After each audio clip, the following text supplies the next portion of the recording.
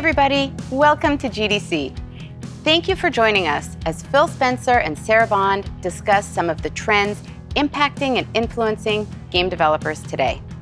They'll share their perspectives on hybrid work, the significance of cloud development, growing global audiences, and building inclusive cultures. And now, Phil and Sarah. Hi, Sarah. We sure have been through a lot over the last couple of years. It's great to be here at GDC, even though we're not actually physically in San Francisco today. Yeah, I mean, I wish the world were such that we could be physically in person, but on the other hand, I really appreciate the silver lining, which is you and I get to do something like this, which means we can connect with so many more people, even though it's virtual. And frankly, I'm just grateful to have the opportunity to be here to talk about the industry and celebrate the community and the people who make games, who we love, and the incredible power that game creators have to connect the world. And especially right now, with people struggling and with what's happening in Ukraine. It's more important than ever, to really be thoughtful and to connect people.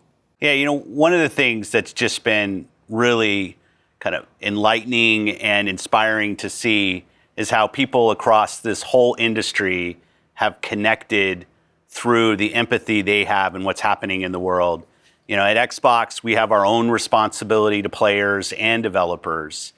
You probably saw that Microsoft announced that we were suspending sales in Russia, stopping all aspects of Microsoft's business, and that includes the gaming business that we have. We're mobilizing resources to help people who are stranded in the Ukraine so that they can find safety, security with the resources that we have. I definitely believe that we have a responsibility in real-world communities to make sure that what we do in gaming can be part of helping those people in a time of need. So we stand together as an industry. Xbox is an important part of that, to treat everybody on this planet with dignity and respect, players and employees. And we really do believe that gaming can be a force for good. One of the things that I really appreciate deeply about games and the role that they can play in our society is how they can help people in sometimes the darkest and most difficult times through illness and through trauma, but also how they can open up beautiful opportunities and be the start of relationships that otherwise wouldn't have been. Absolutely. Meeting people and making really deep friendships, by gaming together. We hear of people who actually meet and marry someone all through a game. And I love that aspect of what it means to connect through play, and just the unique ability for a gaming experience to open our minds and our hearts to something we otherwise would have never understood. In so many ways, gaming is the only media form where you can truly walk in somebody else's shoes and experience something. And I feel like now more than ever, we need that in our world, the ability to have a shared experience and empathy to build bridges and to eliminate divides that sometimes come up between us.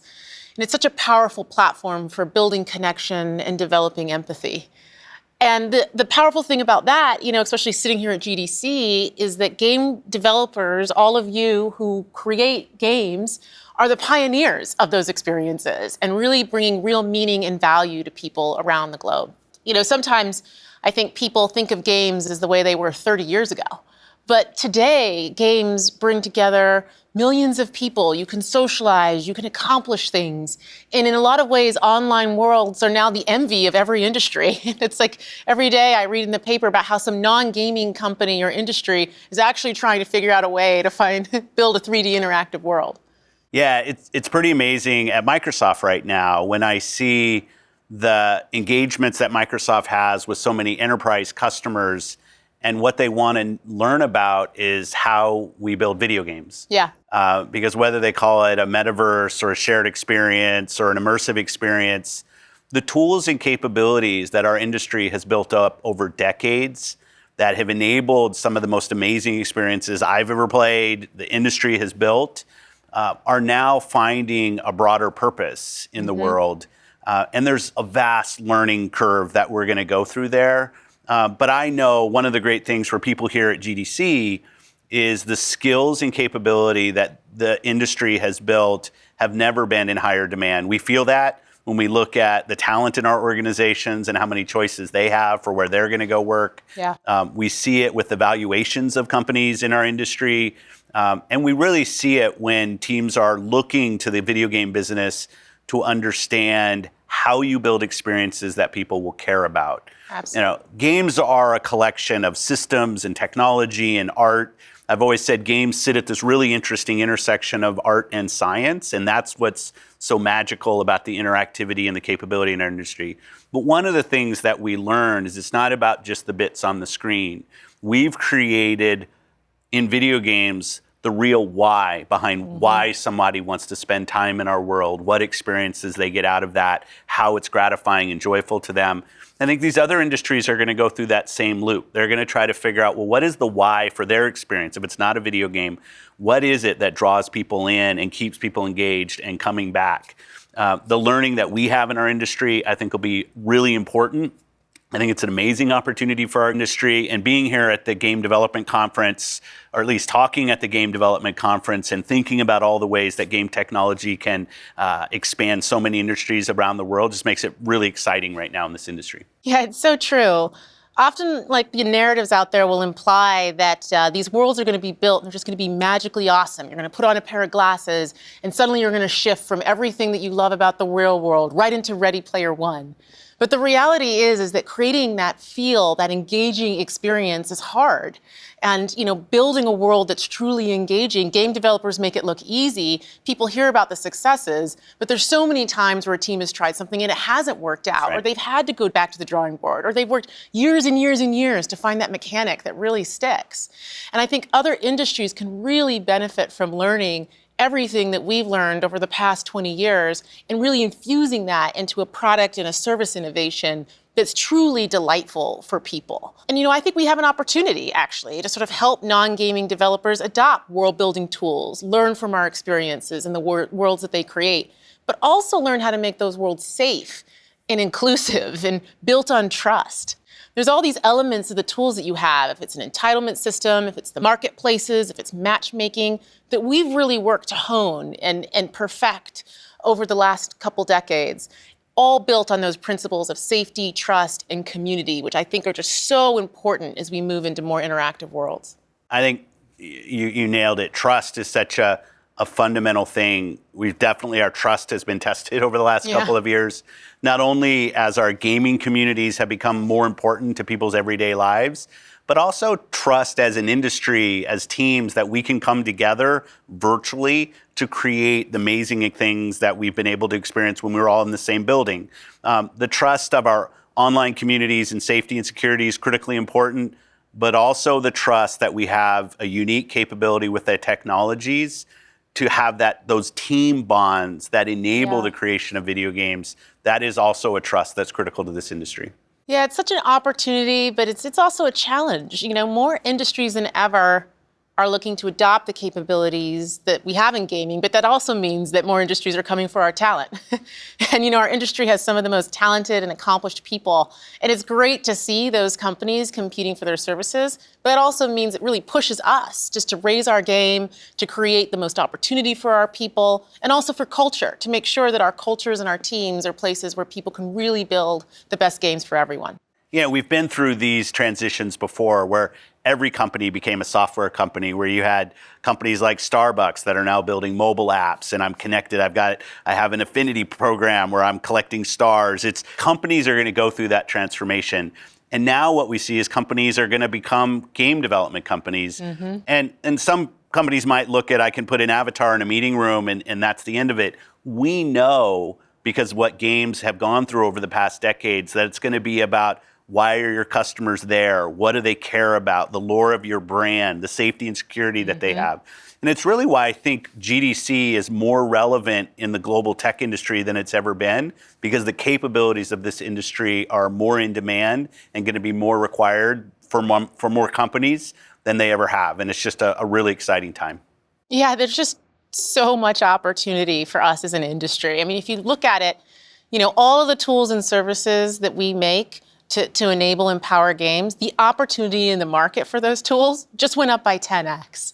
And that has so much implications for us, both in terms of what we can invest in the actual tool set and also what we can do in terms of investing in the people who make those games and are really, in the end, the source of the incredible innovation that we have in our industry. Yeah, if we've learned anything in the last 2 years with remote development for video games, and sometimes learns these lessons kind of painfully, is we have a lot of evolution to do as an industry to ensure that our teams can work regardless of where they are. They can use the power of the cloud and the tools that we enable there, that we have the ability to hire people and have those people, regardless of where they sit, whether they sit in a small office with a few people, or they're at home, or they're in a big kind of campus location, that they feel as connected to our teams, both in their function and their capability, how much they can produce, and culturally they feel connected. I just think the last 2 years has taught us a ton. We've learned a lot as an industry. I look forward to the continued journey. And obviously, as more companies think that they're going to be building these immersive experiences that we've been building in video games, that's going to be learning that just permeates across so many different industries. Yeah, I mean, one thing that is so clear is that remote, moving to hybrid work is really here to stay. And the needs of doing that when you're making a game are very different than what it is for a lot of other industries, which is one of the reasons why we've invested so much in tools to actually help game developers around the world wrestle with those very unique challenges, which is why we actually created the Game Development VM. And, the purpose is to help devs deal with the complexity of distributed development, having developers all around the world, and making it possible to just spin up a powerful system in minutes, which allows onboarding of new resources with really consistent setups, no matter where you are. And so for us, what we've done is we've just brought together all those essential building blocks of game development, all preloaded into a VM: Perforce, IncrediBuild, Visual Studio, Teradici, Parsec, and just make it possible. It doesn't matter what you're developing for: Xbox, PlayStation, Switch, iOS, Android. It's all together in one place. For a distributed developer, the idea of having just a global backend connecting the team lets each have the closest connected experience as if they were all working out of the same office, and we can really capture the spirit of that. Now, one thing that's so clear over the last couple of years is more games have become a cloud service. The need to shift live ops to the cloud means that almost all games in some way or another are operating in the cloud now. And we're all just been wrestling with what that transition is into cloud development. And it's complex. Teams need to figure it out. How do they go cloud native? How do you deal with setups on identity, authentication, security policies, version control, on and on, right? And so that's one thing we think a lot about, because we're so committed and focused on how do we make game development easier? How do we break down those barriers so that everyone can focus on the game itself and not all of these things around it, which is the point of our ID at Azure program, which is really to ease that on-ramp onto the cloud, bringing together access to all of Azure's services, credits, learning, and expertise into a package that's free for game developers to adopt. And we launched ID at Azure actually in beta in January with around 50 developers, and it's now coming out of private preview and is going to be available to everyone, which I'm super, super thrilled. So now, it makes it possible for developers to focus time and effort on really the creative development, on the innovation, on those incredible experiences that everyone's looking for. Yeah, the creative vision that we've seen in video games is really tightly linked to what players are doing in the experience, how we monetize those experiences. All of these pieces come together to enable more players to play the games that are out there. We see such incredible strength right now in retail games, and we think that's a great part of the industry. Free-to-play has obviously had a tremendous impact on our industry as well. We see growing subscriptions. We obviously have Game Pass. I know there'll be other subscriptions out there. Really, when I think about the business models that are prevalent in video game development today, one, I think there's learning there for other non-video game uses as people are thinking about the worlds that they're building.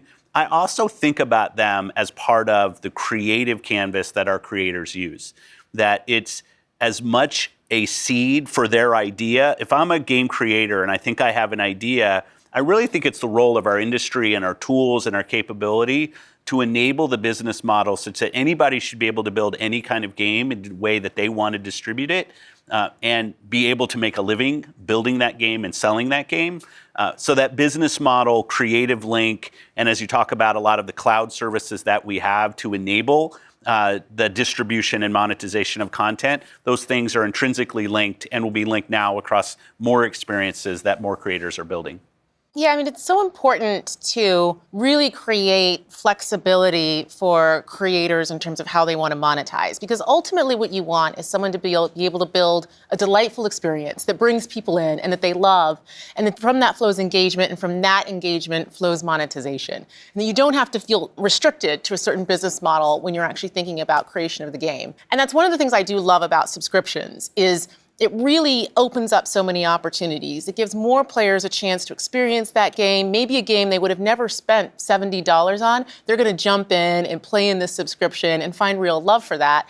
But it also opens up that flexibility for developers because it exposes their games to more players. More players will experience what they have, and that means that they could take risks and maybe create things they otherwise wouldn't have if they were locked to only one business model. And, we're always stunned. We look at this data over and over again, but consistently, the engagement in a game when it goes into subscription goes up 8 times above where it was before.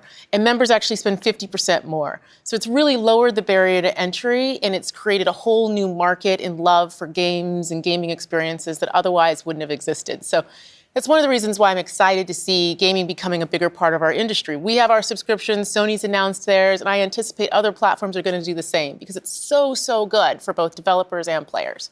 Yeah, I think that's absolutely right. And I'm incredibly proud of the role that Game Pass has been able to play, not only in our big first-party games, but in the indie games and great games that people are finding. But I also want to make clear to people that are out there that for us at Xbox, there's not one business model that we think is going to win. I often get asked by developers, if I'm not in the subscription, am I just not viable on Xbox anymore? It's absolutely not true. Like, we look at retail of people selling games, buying games. It's an important part of our P&L, you know that. And it's something that we invest resources in to enable our developers to do great work there. Free-to-play games, we want those to flourish on our platform. It's really about the diversity of business models. And this is where I sometimes contrast against other forms of media that we get compared to, whether it's music, whether it's video, where the models have really condensed down to maybe 1 or 2 business models that are working. I fundamentally believe a strength for us in the video game business is the diversity of business models and the strength of those. Definitely in Team Xbox, we invest in the business models that developers are asking for and ensuring those are flourishing so that every year we see great new experiences that come to our platform that might never have been built if the business model capability wasn't there on our platform. Yeah, I mean, that's why it's so important that we continue to evolve everything that we're doing on our platform. And you've seen us take a lot of, we've done a lot of these things, you and I together over the last couple of years. Yes, we have. Like evolving our Rev Store, the Windows Store, our open app store principles, thinking about multi-platform publishing, adding subscriptions to transactions, evolving the business model, and also, as you say, really embracing what it means to have the cloud and cloud-native gaming be something that's happening, because that also evolves distribution, which is really interlinked with that. Yes. And just the incredible power of making it possible for someone to build and manage a game and be able to have that game playable across all devices, right? And the paradigm today is that if you want to have a game that's on Windows, if it's on consoles, if it's on mobile, you have to build separate instances, often completely different games for each experience. But the cloud has actually made it possible for us to reach all 3 billion players in the world by actually running the game cloud natively and by layering on top of that tools that we have, like cloud-aware APIs and touch controls. So it's really relevant for each screen size, allowing us to really grow the overall opportunity for an individual game, making it easier to manage the community, and lowering the cost to reach all of those people around the world. That's right. I think we talked a lot about business model. When you bring up cloud, you said very well, the distribution of the content is another layer that we build. When we think about, okay, how do I build the games? Game dev VM is a capability. New capabilities like ID at Azure, I think, are awesome. Making sure that creators have the business model diversity they need to realize the vision that they have for what they want to build and make a living doing that. Then it's about distributing the content to multiple screens. I think that's critically important. And we also think a lot about the player. Yeah. So when you think about the player and the cloud, well, what does that enable? You see it, how quickly now, whether I'm on console or I'm on a PC or I'm on my phone, how quickly via the cloud can I go in and try something? get an experience. Is this a game I want to go play? Is it a game I want to go download on my Xbox? Do I want to just keep playing, sitting here on my phone while we wait for the setup to get set up here, while I'm sitting on my PC at work while I never play a game? Maybe I start to stream it. The capabilities that we build that enable great experiences are very, very important. And the end user, the players' advantages that they get. You talked about subscription. It's a flexibility in how I build my portfolio of games. That's a great experience for the player. Cloud allows me to try new things. That's a great experience that we can offer people so they can try new things that they might never have tried before. And it is fundamental to us of putting that player at the center, which we've said for years. I love we're sitting here at GDC talking about put the player at the center and the creator at the center. Right. And we want to enable both of those teams, both of those communities to just do amazing things. On the team side, the creator side, we know this as an industry. We want to hear voices from different places. We want to hear stories told from teams that have built great games over decades, but also new teams that maybe we haven't heard from before. We want to experience amazing things that have come from new voices that are entering our industry, and now through a couple clicks and a lot of work, can deliver a game to literally hundreds of millions of people through the capability that we have. We'll get amazing new experiences built through this from teams that we've never heard from before. And those teams can actually build games that billions of people can play. I think that's just an incredible time for our industry. Yeah, the thing that I've really come to deeply understand the longer I spend time in this industry, and in particularly focused on creators, is in order to put the player at the center, you actually sort of have to put the creator at the center first. Because you have to enable the creator to build that experience and truly make it easier and democratize what it means to develop a game. My vision, and I think our shared goal, is to really make it possible for anyone to be able to tell their story or an experience through a game, because it opens up so much opportunity. It opens up so much shared experience. It changes the way that we see the world. And in the end, we're striving to create an industry that's an inclusive industry that's about personal choice, acceptance, innovation, and ultimately human connection. That's right. It's really about people working together, the technical parts of our teams, the creative parts of our teams, the economic parts of our teams, coming together to build amazing games that really result in just experiences, games that we all want to go play. Yeah. And I think it's an amazing time to be at GDC, to get to celebrate that as an industry, to focus on our capability, our culture, and our role in the industry. And I couldn't be more proud than I am right now to be in the games industry. Thanks for the talk, Sarah. It's always great. And thanks to everyone for tuning in today. Thanks, Phil. Thanks, everyone. Have a great GDC.